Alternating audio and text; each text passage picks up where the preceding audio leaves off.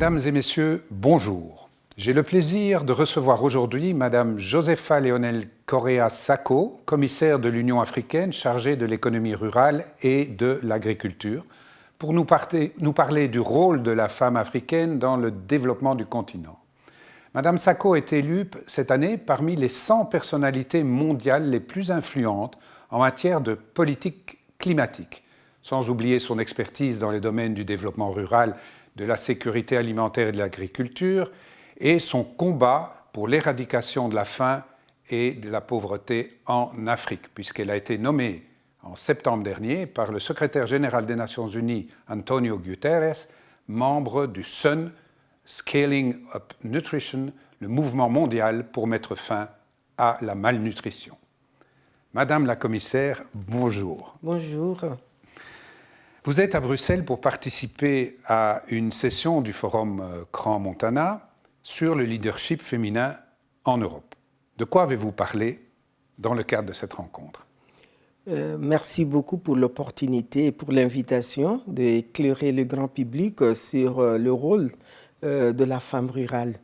Je suis très contente parce que c'est une passion pour moi de vraiment débattre cette thématique de la femme rurale. Nous avons eu le panel ce matin sur le rôle de la femme rurale dans l'agriculture. Et ce panel qu'on a eu ce matin nous a permis de démontrer une vérité universelle que les femmes rurales sont le pin dorsal de l'agriculture rurale africaine, et de ça, c'est la gardienne de la sécurité alimentaire. Ça a été démontré clairement ce matin au niveau du panel, et nous avons des évidences au niveau statistique que 80% de la nourriture que la communauté ou le peuple africain mange, ça vient de la femme rurale. 80% des ressources alimentaires proviennent de la femme rurale. Ça a été aussi l'occasion de regarder le défi, malgré l'importance qu'elle joue, le rôle important qu'elle joue dans l'agriculture rurale, dans la production familiale, l'agriculture familiale. Et elle a beaucoup de défis. Il y a un gap même au niveau des genres. Elle n'a pas l'opportunité que l'homme a à l'accès, par exemple, au foncier. Oui. À l'accès au foncier, nous savons que le foncier, c'est vraiment la fondation des activités agricoles. Mm-hmm. Elle n'a pas droit au foncier, elle n'a pas droit à la technologie, elle n'a pas droit à l'éducation. Aujourd'hui, quand on parle de la digitalisation, il faut que les gens soient lettrés pour qu'ils puissent lire au moins les informations et les avantages du digital. Donc tout ça, ce sont des défis que nous devons succomber. Nous devons aider la femme à dépasser ces défis pour vraiment exploiter son vrai potentiel dans la contribution de l'agriculture dans le monde. On reviendra tout à l'heure sans doute encore un peu sur la femme rurale. Mais j'ai envie de parler aussi de la représentation publique et d'autres facettes possibles pour la femme. Donc vous êtes à la tête d'un organe majeur de décision institutionnelle de l'organisation panafricaine. Il y a des femmes africaines premières ministres, il y a des ministres, il y a des ambassadeurs. Pensez-vous que la femme africaine est suffisamment associée à l'élaboration des politiques publiques en matière de développement dans les pays africains? Je dirais oui. J'avoue qu'il y a beaucoup de progrès qui se passent au niveau de l'intégration, même la représentation de la femme à un haut niveau. Aujourd'hui, nous avons au niveau national de femmes ministres, de femmes directrices, surtout des femmes leaders, ministres, qui occupent ces portefeuilles. Bien sûr qu'elles présentent leur programme national de développement pendant les réunions de conseil des ministres. Donc, elles participent directement aussi dans l'élaboration des politiques publiques en faveur du développement agricole. On a aussi des femmes au niveau du Parlement. Et ça, chapeau pour l'Afrique, parce que nous avons la République du Rwanda et du Cap-Vert les femmes sont bien représentées, elles sont même leur représentation est plus que les hommes, c'est 64% Extraordinaire. au Rwanda et je crois que c'est aussi 60% au Cap-Vert. Donc voilà des acquis. Bon, on doit aller plus loin, mais pour dire que vraiment les tendances sont bonnes. Et on continue à voir si on est mieux représenté dans les institutions étatiques, les institutions, les organisations internationales. Je crois qu'il y a beaucoup de progrès. Au niveau de l'Union africaine, nous avons la parité. Là où je suis, il y a la parité. Et l'Union 50-50. 50-50. Et l'Union africaine est la seule organisation continentale à caractère international qui a ce genre d'arrangement. C'est 50-50. Nous sommes 10 commissaires, dont le président et le vice-président, et 8 commissaires. Et c'est vraiment la parité. C'est 50-50, 5 femmes et 5 hommes. Extraordinaire. Que fait en termes d'initiative la Commission de l'Union africaine pour la promotion de la femme? Au niveau de l'Union africaine, nous avons un directoire de genre.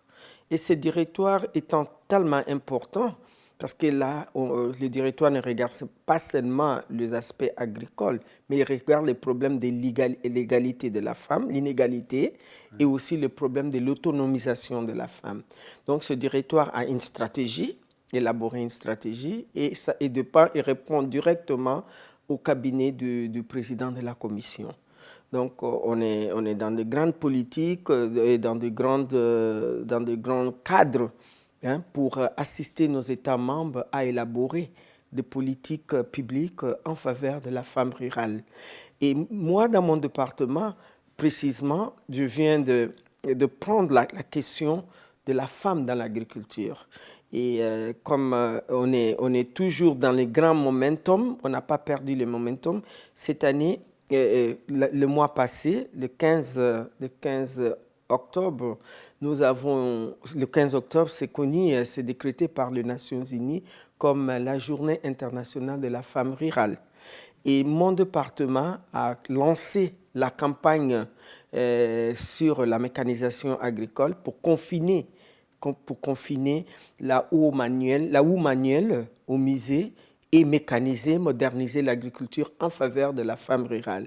Nous avons eu la chance d'avoir beaucoup d'associations agricoles dans le continent présentes. Ça a été sous le parrainage de son Excellence, le président de Burkina Faso. Et on a eu l'événement à Bobo. On a établi un rond-point. Il y a un rond-point maintenant, le rond-point de l'Union africaine, et on a mis un monument pour lancer notre campagne. C'est une campagne de 5 ans. Ouais. On vise une campagne de 5 ans et on est en train de travailler au niveau régional. On a lancé la campagne à l'Afrique de l'Ouest. Donc, on travaille avec la CEDEAO pour que la CEDEAO met en œuvre cette campagne au niveau de sa région. L'année prochaine, on va voir quelle est la région qui va abriter cette campagne pour qu'on puisse, dans 5 ans, dans 2025, selon les décisions de nos chefs d'État, dans 2015, au moins 30% de femmes ont accès à la mécanisation. Et ce n'est pas seulement la mécanisation qu'on prévoit dans cette campagne. Nous regardons aussi la question du foncier et la question de la chaîne de valeur. Voilà un peu les activités qu'on est en train de mener pour la femme. Donc, c'était le mois passé, mais on est en train de travailler. Et puis, on a mis aussi en place une plateforme de la femme sur l'agriculture qui dépendra directement de mon département, le département de l'agriculture et de l'économie rurale, pour regarder ce problème et travailler sur ça. Comme on avait organisé avec la FAO, on va institutionnaliser. On a déjà présenté la déclaration de Bobo à nos conseils de ministres parce que nous avons le comité technique spécialisé qui est ministériel de tous les ministres de l'agriculture, de l'eau, de l'assainissement, de l'environnement. Et tous, ils participent à ce comité. Et toutes les 2 années, nous nous réunissons et nous avons soumis la déclaration d'Abobo qui crée la plateforme de la femme dans l'agriculture. Donc, on est dans le bon chemin et on est en train de travailler sur ça. Tous ces développements peuvent conduire à une plus grande sécurité alimentaire, ce qui n'est quand même pas anodin. Est-ce que l'Europe joue un peu un rôle, parce que vous savez que notre émission s'appelle Europe-Afrique, et donc ça nous intéresse de savoir quel rôle l'Europe joue en termes de soutien pour la politique agricole africaine? Je suis contente de cette question. Elle est pertinente parce que je travaille avec l'ancien commissaire pour l'agriculture, le commissaire Phil Hogan. Oui. On a bien travaillé. Et l'Europe, c'est notre partenaire stratégique. C'est notre partenaire stratégique lors de sommets en décembre 2017, le sommet Union européenne, Union africaine. La question de la transformation de l'agriculture était à l'ordre du jour et fait partie des décisions qui sont assorties de ce sommet.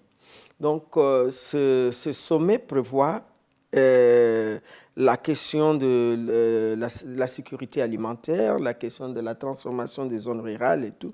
Et sur ce, nous avons, moi et mon collègue Phil Hogan, nous avons organisé une task force pour élaborer une stratégie de notre coopération entre les deux départements, c'est-à-dire le département de l'Union africaine et de l'Union européenne. La composition de cette task force a été faite sur la base des experts tant africains que les experts européens. Ils ont travaillé pendant 6 mois ici à l'Union européenne et ils nous ont produit le rapport final. Mon collègue et moi, au mois de mars, j'étais ici à Bruxelles. On a fait le lancement on a reçu notre rapport et on a fait le lancement de ce rapport. Et nous avons même eu l'occasion d'avoir une séance de travail au Parlement européen et nous avons présenté le rapport.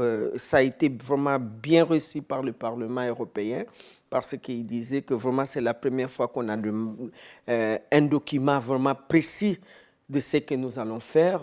On a identifié quatre piliers stratégiques, dont le développement rural sur la perspective de créer des emplois pour notre jeunesse et développer l'agriculture pour finir avec l'insécurité alimentaire. Donc, c'était vraiment, ce sont des piliers. On a regardé le problème de l'agriculture durable et la conservation des ressources génétiques, la création de l'agro-industrie et puis aussi le financement. Comment financer le secteur agricole qui est très important. Donc, c'est un grand rapport. Et le 21 mars et le 21 juin, nous avons signé une déclaration politique à la FAO entre le collège africain, le ministre de l'Agriculture africain et le ministre européen à Rome. Mon collègue et moi, nous avons signé. Et maintenant, nous sommes en train de voir la mise en œuvre de cet instrument. Madame Sacco, nous allons faire une petite interruption et on se retrouve après la pause. Il y a beaucoup sinon même la moitié à peu près des pays africains qui n'importent plus de nourriture. Donc là où l'agriculture marche, où elle marche bien, comme en Éthiopie par exemple, ces pays sont quasi en autarcie. Est-ce que ces progrès sont vraiment tangibles? Mes statistiques ne le disent pas. Non, mes statistiques ne le disent pas parce qu'on continue dans le continent à importer 20 millions de tonnes de riz par an. On continue à importer et vous savez que le riz, c'est l'aliment de base en Afrique. On continue aussi à importer 12 millions plutôt de tonnes de riz et 20 millions de maïs. Donc, si les deux denrées qui sont les produits de base ne sont pas autosuffisants en Afrique, je dirais qu'on n'est pas encore en mesure de dire que nous avons réduit les factures d'importation dans le continent. Vous savez que nous avons 35 milliards 35 milliards de dollars par an de factures d'importation. Ça, c'est trop. Et si rien n'est fait, si on n'augmente pas notre production et productivité, nous allons arriver à 110 milliards d'ici 2025. C'est dans 6 ans, 6 ans. Je dirais, oui, dans 6 ans. Et donc, on ne fait rien. Donc, ces statistiques-là, elles sont à reconfirmer. Si c'est la Banque mondiale qui vous les a données, on doit révisiter. Je ne révèle pas mes sources. Mais on doit révisiter parce que ce n'est pas ça que nous avons comme par contre, réalité en Afrique. En nombre de terres arables, c'est exceptionnel l'Afrique. Et je pense aussi au bassin du Congo, qui est quand même le deuxième bassin du monde. Donc l'Afrique centrale a un écosystème assez exceptionnel. Est-ce qu'il n'est pas urgent de veiller à la préservation de la nature pour un développement durable? L'Union africaine est consciente de l'importance économique, sociale et écologique du patrimoine naturel que regorge le bassin du Congo. Nous sommes conscients et nous savons que l'Afrique détient 60% des terres arables. Mais la question ici, c'est l'investissement dans les secteurs. En 2003, le chef d'État et de gouvernement de l'Union africaine, ils avaient décidé d'investir dans les secteurs agricoles 10%. Mais peu de pays y font. Et ceux qui ne font pas, c'est ça qui retarde. C'est ça qui retarde vraiment la transformation de l'agriculture dans notre continent. Nous avons maintenant au bassin de Congo, nous avons la commission climat, la commission climat du bassin du Congo. C'était en décembre 2017 que le chef d'État a institutionnalisé cette commission. Nous sommes en train de travailler dans la préservation de l'écosystème du bassin du Congo pour que nous puissions faire comment on appelle, une bonne exploitation sans comment dirais-je, sans affecter l'écosystème de ce bassin qui est important et qui joue un rôle même au niveau mondial pour régler les problèmes climatiques. Le Maroc est un pays agricole. Donc c'est un pays phare dans la coopération sud-sud. Il a développé une véritable diplomatie économique. Est-ce qu'il est possible de faire bénéficier les pays africains de l'expérience marocaine dans le domaine agricole durable? C'est vrai que le Maroc est très avancé au niveau de l'agriculture. Et le Maroc a un plan que nous devons nous inspirer et servir comme modèle, le plan Maroc vert, qui est vraiment un bon programme. Et le Maroc joue un rôle très, très important, surtout à travers son entreprise de fertilisants qui est l'OCP. Oui. On a eu la chance, de passer un accord de coopération avec l'OCP le mois dernier quand on était à Accra. Et nous sommes en train de travailler sur ça pour que les autres États africains bénéficient. Nous avons l'université Mohamed VI, qui est une bonne école, c'est une bonne université dans le secteur agricole. Donc nous sommes en train de négocier pour envoyer les étudiants là-bas pour renforcer le capital humain dans le secteur agricole. Donc, on a de très, très bonnes démarches. Je viens de Maroc il y a une semaine pour les triple A. C'est une initiative de Maroc pour l'adaptation dans l'agriculture. Vous savez, quand on a commencé l'accord de Paris, les gens ne voulaient pas écouter le problème ou bien les nexus entre l'agriculture et l'environnement. Mais aujourd'hui, les gens sont conscients que vraiment la question de l'environnement est liée à l'agriculture. Et si vous voyez nos NDC, nos compromissions nationales de chaque pays pour l'accord de Paris, 90% des programmes et des activités climatiques sont d'origine agricole. Quand on parle de la dégradation des sols, on parle de problèmes de la sécheresse, on parle de problèmes des eaux. L'eau, c'est aussi un défi majeur qu'on a pour l'irrigation. Donc voilà, et le Maroc étant un pays un pays du désert a fait des miracles. Si le Maroc peut le faire, pourquoi pas nous qui avons l'eau? On n'a pas. Il y a des zones, par exemple, le bassin du Congo, ils ont beaucoup d'eau. Donc, on doit aussi s'inspirer de la bonne leçon du Maroc pour profiter. C'est ça l'intégration. Vous êtes ingénieur agronome de formation.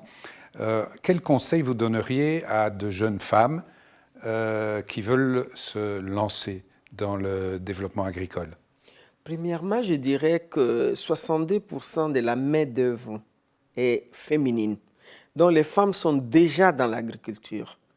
Elles pratiquent déjà cette activité. C'est vrai, on parle de la jeunesse. Dans ces cas d'espèce, on parle de la jeunesse, mais normalement, la femme, c'est elle qui est la gardienne de sa famille. Donc, si les enfants sont là, 62% de notre population est rurale et 56% de notre population en Afrique est rurale. Donc, les filles qui sont avec ces femmes rurales, elles ont déjà la culture de la terre.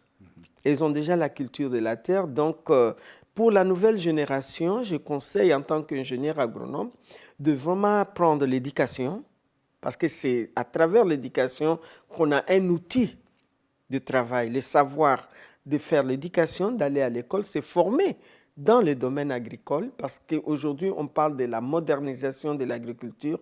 Il faut que les gens soient vraiment bien équipés pour faire face aux enjeux et à la transformation de l'agriculture moderne. Vous disiez que la plupart des États africains étaient très conscients de l'importance de l'agriculture. Est-ce qu'ils sont dès lors conscients, que c'est un secteur qui est tout à fait pourvoyeur d'emplois, et que surtout, s'ils réussissent, ça va freiner des problématiques d'exode rural et d'immigration? Oui, nos dirigeants sont conscients de ça. Ils sont conscients parce qu'ils savent que c'est le secteur le plus pourvoyeur d'emplois et c'est le secteur le plus important au niveau de la réduction de la pauvreté, automatiquement. C'est l'agriculture, le secteur agricole. Et nous sommes aussi conscients que nous ne voulons pas ces dividendes de jeunes parce que la moitié de notre, plus de la moitié, 40% de la moitié de notre population est jeune en Afrique. Et nous avons vraiment de jeunes, comment dirais-je, un avantage comparatif par rapport ici en Europe. Les gens sont vieillissants. Sauf que malheureusement, 60% de la population au chômage est constituée de jeunes. Tout à fait. Je suis d'accord avec vous parce que nos dirigeants, nous tous, nous sommes conscients, même au niveau de l'Union africaine, nous en parlons. Nous ne sommes pas contents de voir nos enfants traverser la Méditerranée et mourir parce que c'est un capital humain qu'on doit investir. Et donc, on doit vraiment tout faire pour rendre l'agriculture vraiment un peu plus à l'aise, des programmes programmes plus modernes dans l'agriculture, la digitalisation. C'est une des réponses à trahir la jeunesse pour venir faire l'agriculture. Et l'agriculture doit être un négoce, hein? Un business, comme on dit en anglais. Ça doit être un business, ça ne doit pas être un secteur sentimental où les gens disent les pauvres agriculteurs. Ici, en Europe, les fermiers sont riches. Les enfants des fermiers, même, ils quittent la ville pour aller dans la campagne, pour aller prendre ce que leurs parents ont laissé, l'héritage. Donc, mais c'est un secteur promoteur. Oui. C'est un secteur qui fait des profits parce qu'il y a une demande. Nous, en Afrique, aujourd'hui, on est dans une population d'1,4 milliard. On aura d'ici 2030, ça sera 9 milliards, 1 milliard et 5,5 habitants. En 2050, on sera 2 milliards, 4. Qui va nourrir cette population? C'est inquiétant, c'est pour cela que nous voulons, et je félicite le forum de la Transmontana de mettre ça à table pour qu'on voit le rôle aussi de la femme. Parce que la femme, c'est une agente de changement. Elle travaille, elle participe. Il faut prendre en compte ses besoins et vraiment renforcer cette frange de population pour aider au développement, pour que nous puissions avoir l'agenda 2030 de développement durable, notre agenda global, et l'agenda 2063. On a des objectifs, mais si vous laissez une partie, la majorité même, c'est comme dans le vote, quand on va aux élections, c'est 52% de la population que vous ne voulez pas autonomiser et vous voulez travailler avec 48% de la population, vous n'allez pas atteindre les objectifs. Évident. La femme africaine est en fait souvent perçue comme une entrepreneuse née. Et donc, on voit, si mes statistiques sont bonnes, qu'à peu près 15% des PME en Afrique sont déjà dirigées par des femmes. Est-ce que vous avez fixé une sorte d'objectif pour aller bien au-delà de ça? Oui, on a des objectifs pour aller au-delà de ça. Dans mon département, nous avons la stratégie de l'agribusiness. Voilà, nous avons la stratégie de l'agribusiness pour commencer à mieux organiser les politiques générales sur l'agribusiness et l'agro-industrie. Donc, on a déjà commencé à travailler avec nos États membres pour élaborer des politiques pour que les femmes puissent bénéficier dans l'agribusiness. Et nous savons que nous devons regarder, comme vous avez bien dit, que là, les statistiques sont correctes. C'est vrai, elle est déjà entrepreneur, mais nous voulons voir comment est-ce que l'informel, parce qu'elles sont souvent dans l'informel, comment est-ce que l'informel peut devenir formel à travers des petites et moyennes entreprises, des PME. Ma dernière question, dans l'agenda 2063, l'Afrique que nous voulons, vous poussez l'idée de baser tout ça sur le développement inclusif. Qu'est-ce que c'est que le développement inclusif? Le développement inclusif, c'est un peu ce que l'agenda 2030 nous dit, de ne pas laisser quelqu'un derrière. Leave no one behind. Donc, il faut intégrer tout le monde, comme je l'ai dit déjà dans une de vos questions. Il faut intégrer tout le monde pour que tout le monde soit dans la même page pour avancer cet agenda. Parce qu'il ne faut pas laisser une frange de population les plus vulnérables et avancer, et on n'avancera pas. Parce que la réalité de notre continent, malgré le problème de comment on appelle, urbanisation, on est toujours rural. Et c'est là où sont les problèmes.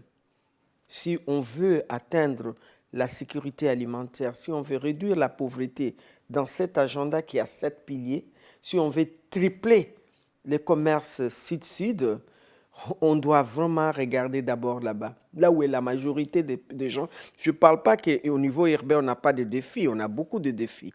Mais le plus grand défi sont là-bas. Transformons cette zone-là. Amenons l'électricité, amenons l'eau, amenons des habitations convenables, toutes les infrastructures, amenons les infrastructures même au niveau rural, parce que quand on voit la perte post-récolte, l'Afrique produit, mais elle perd presque 40% de sa production. Je suis championne dans le but de développement rural des SDG 1, 2, 3, 12.3 sur la post-perte-récolte, c'est beaucoup. Je viens de l'Italie, le Vatican même, l'Académie, ils ont organisé une conférence sur ça pour regarder la perte post-cueillette. Et puis aussi le problème de gâchis ici, même dans les pays industrialisés, dans les supermarchés. Il y a beaucoup de pertes aussi là-bas, donc on doit regarder tout ça. Madame Sacco, merci beaucoup d'avoir accepté notre invitation et votre brillante intervention. Nous arrivons à la fin de notre émission, hélas. Chers téléspectateurs, j'aurai le plaisir de vous retrouver la semaine prochaine pour une nouvelle émission.